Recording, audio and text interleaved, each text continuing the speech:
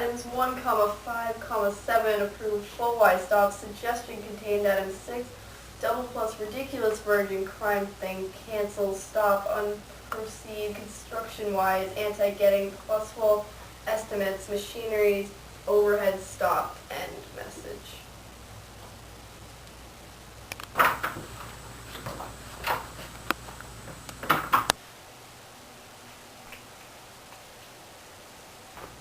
You can turn it off? Yes, we can turn it off. We have that privilege. Will I say it or you? I will say it. That thing is really turned off. Yes, everything is turned off. We are alone. We have come here because we believe that there is some kind of conspiracy, some kind of secret organization working against the party, and that you are involved in it. We want to join it and work for it. We are enemies of the party. We disbelieve in the principles of Ingsoc. We are thought criminals. We are also adulterers. I tell you this because we want to put ourselves at your mercy. If you want us to incriminate ourselves in any other way, we are ready.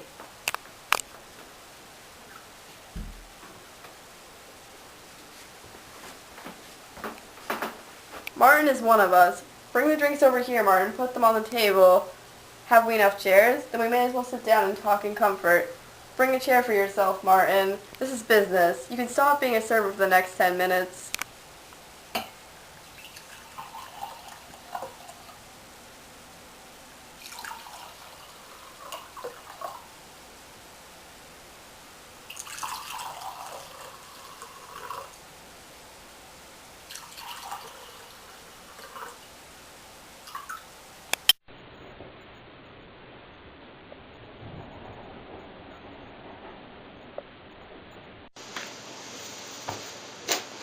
It's called wine. You've read it about it in books, no doubt. Not much of it gets to the outer party, I am afraid. I think it is fitting that we should be drinking to our health, to our leader, Emmanuel Goldstein. Then there is such a person as Goldstein? Yes, there is such a person. He's alive. Where? I do not know. And the conspiracy? The organization?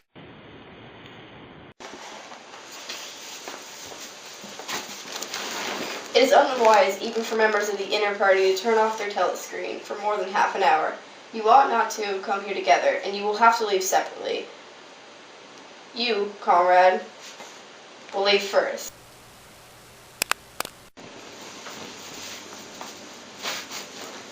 Are you prepared to give your lives? Yes. Are you prepared to commit murders?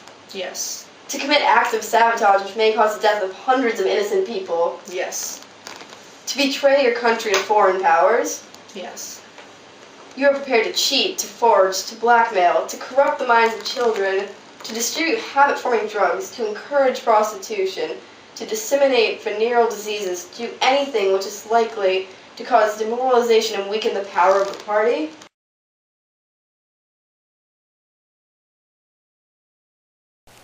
You did well to tell me. It is necessary for us to know everything.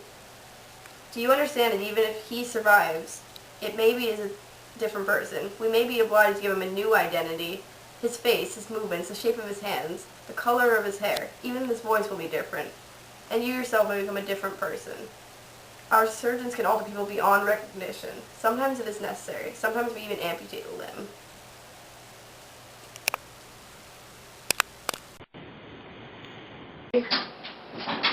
Good, then it is settled.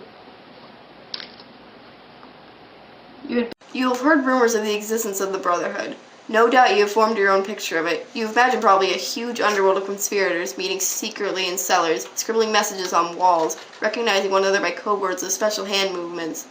Nothing of the kind exists. Members of the Brotherhood have no way of recognizing one another, and it is impossible for more than any one member to be aware of the identity of more than a very few others.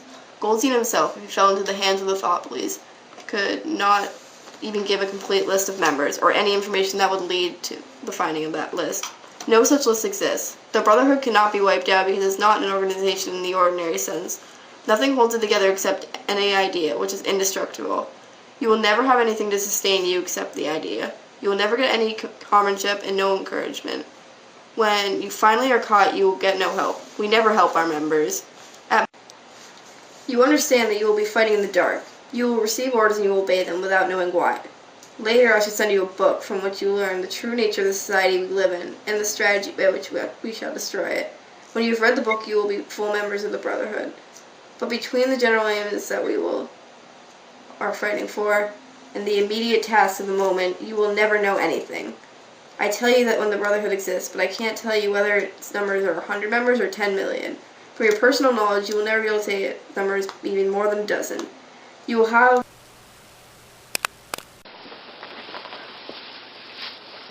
What shall it be this time?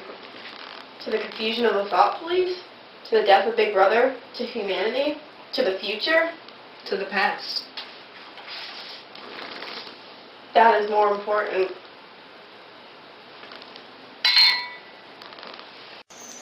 It is important you don't go out smelling of wine. There are details to be settled. I assume that you two have a hiding place of some kind? Well, we went to a room from a man named Mr. Charrington. It's above an antique shop. That will do for the moment. Later we will arrange something else for you. It is important that you change hiding spots frequently. Meanwhile, I shall send you a copy of the book, Goldstein's book, as soon as possible. It may be some days where I can get a hold of one. There are not many in existence, as you can imagine.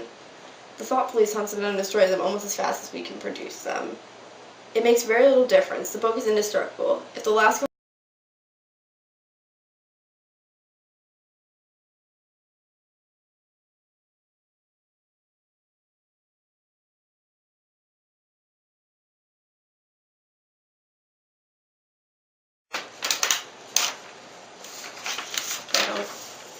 Black, 2 straps, very shabby. Good.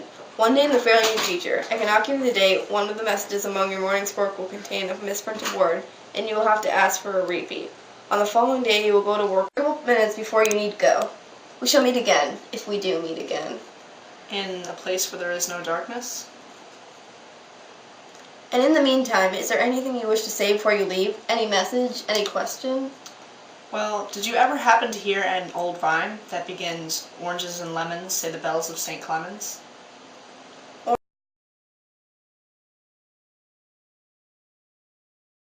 Wait, you had better let me give you one of these tablets.